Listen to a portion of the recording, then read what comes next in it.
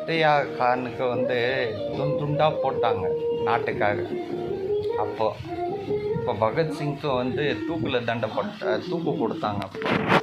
அப்படி இருக்கும்போது நாட்டுக்காக எத்தனையோ வந்து தியாகியை வந்து நாட்டுக்காக உயிர் கொடுத்துக்கிறாங்க. ஆனால் இன்னைக்கு அதாவது நாட்டுக்காக வாடா நாட்டுக்காக உயிர் கொடுக்கலாமா அப்படின்னு கேட்டாக்க வரமாட்டாங்க. ஏன்னா என்னத்தை சொல்கிறதுக்கு தெரில எனக்கு. அந்த அளவுக்கு ஒரு கேவலமாக போயிட்டுருக்கு.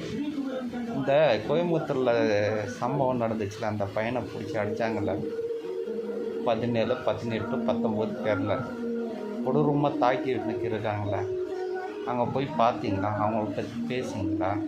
அவங்க மேலே நடவடிக்கை எடுத்தீங்களா? அந்த பசங்களுக்கு ரிமாண்ட் பண்ணிங்களா? எதுவுமே இல்லை. அரசாங்கம் அப்படியே ஒரு அசால்ட்டாக இருக்குதுன்னாக்கா சாபத்தை வாங்காதீங்க. பதிவுக்கு வந்த உடனே சாபத்தை வாங்காதீங்க. விஜய்க்கு என்ன சொல்கிறதுன்னு அமித்ஷா பார்லமெண்ட்டே போக மாட்டார். நான் மறுபடியும் போனதில்லை. சரியா? ஒரு பக்கம் பார்த்தீங்கன்னா போய் ஃபேக் நியூஸ் தான் ஓடிட்டுருக்குது. முந்தானத்தை அமித்ஷா போயிருக்கிறார். கேட்டாக்கா நான் டீ குடிச்சிட்டு தான் இருந்தேன், நான் அங்கே பெஞ்சில் தான் நான் உட்காந்துருந்தேன் அப்படின்னு பொய்யான ஒரு செய்தி. எதிர்கட்சி வந்து இன்றைக்கி எதிர்கட்சி கிட்ட வந்து மாட்டிட்டு முழிக்கிறாரு 2 பேரும். அந்த எதனாலனாக்கா முக்கியமாக அந்த 147 வச்சு சுடுனது இதெல்லாம் பார்த்துட்டு அவங்க மேலே வந்து நடவடிக்கை எடுக்கலை. அதனால் வந்து அந்த அமித்ஷா காவல்துறை வந்து இடி, சிபிஐ, காவல்துறை எல்லாமே வந்து அமித்ஷா கையில் தானே இருக்குது. அப்போ பதில் சொல்லிட்டு போகிறதானே கம்முன்னு. நான் பதில் சொல்கிறேன்னு சொல்லிவிட்டு எதுவுமே சொல்கிறதில்ல, வாய் திறந்து பேசுகிறதில்ல. சும்மா பேசாமல் வந்தாரா, அன்றைக்கி திருவண்ணாமலைக்கு வந்தார், பாவத்தை கழிச்சார், போயிட்டார், அவ்வளோதான். சரியா? இதுக்கெல்லாம் காரணம் வந்து அவர் தான் நல்லா தெரியும். எடுத்து கூட பதில் சொல்லணுமா இல்லையா? அப்படி இருக்கும்போது நேற்றுன்னு தெரில, பார்லமெண்ட் உள்ளே வரும்போது உக்காந்துட்டு அந்த கழிச்சிட்டாங்க. அவ்வளோதான். உட்காந்து ஒரு 5 நிமிஷம் உட்காரல, அவ்வளோதான் முடிஞ்சிச்சு, போங்க அவங்க வேலை. இதெல்லாம் இதை பார்லமெண்ட் நடத்திட்டுருக்காங்களா இல்லை என்ன நடத்திட்டுருக்காங்க தெரில. அங்கே நம்ம கூடி பார்த்திங்கன்னா தலைகீழாக வச்சுக்கிறாங்க சில பேர். நம்ம கூடி பார்த்திங்கனாக்கா மேலே ஏற்றி சொன்னால் கீழே ஏற்றிட்டுருக்காங்க. தமிழகத்தில் என்னடான்னாக்கா ஒரு அதாவது ஷூட்டிங் பார்க்கே ஓடிட்டுருக்குது. அதை படம் பார்க்க வேண்டாம், நம்ம ஷூட்டிங்கே பார்க்கலாம், டைரெக்டாகவே பார்க்கலாம், டெய்லி நியூஸ் பார்க்கலாம். ஐயா அதெல்லாம் இருக்கட்டும். சரியா? அந்த பையன் பாதிக்கப்பட்டிருக்கிறாங்களா, அவங்க அம்மா அப்பாக்கா சத்த நடவடிக்கை எடுத்து அந்த பசங்களுக்கு தூக்கு தண்டனைப்பட்டால் தான் வளர்த்தவங்க பையன் இருக்குது. சொல்லி என்ன பிரயோஜனம்? வாய் தான் வலிக்குது, எல்லாருக்கும் வாய் தான் வலிக்குது, எந்த பிரயோஜனமும் கிடையாது. சரியா? எந்த கட்சி வந்தாலும் சரி. அதுக்கு டிஎம்கே பரவாயில்ல, நம்ம ஸ்டாலின் பரவாயில்ல போல தெரியுது. அமைதியாக அமைதியாக இருந்துச்சு. சட்டப்படியாக என்றைக்காவது ஒரு நாள் எடுப்பாங்க, ஏதோ ஒரு பயத்தில் எடுப்பாங்க, டக்குன்னு அரெஸ்ட்மெண்ட் பண்ணி உள்ளே தள்ளி வச்சுருவாங்க.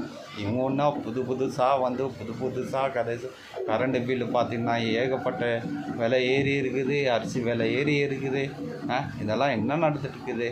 ஷூட்டிங் தான் பார்த்துட்ருக்கோம், வேறு எதுவுமே பார்க்க முடியாது. இனிமேல் நீங்கள் பார்க்க முடியாதுங்க, அவ்வளோதாங்க, முடிஞ்சு போயிடுச்சு. புரியுதா? ஏதோ நீ அவங்க என்ன சொல்கிறதுக்கு தலை வலிக்குதுயா. உங்களை பற்றி பேசினா தலை வலிக்குங்களா, பைத்தியம் பிடிச்சிரும் பொழுது. சரி, நம்ம சேனலுக்கு லைக் பண்ணுங்கள், சப்ஸ்கிரைப் பட்டன் அழுத்துங்க.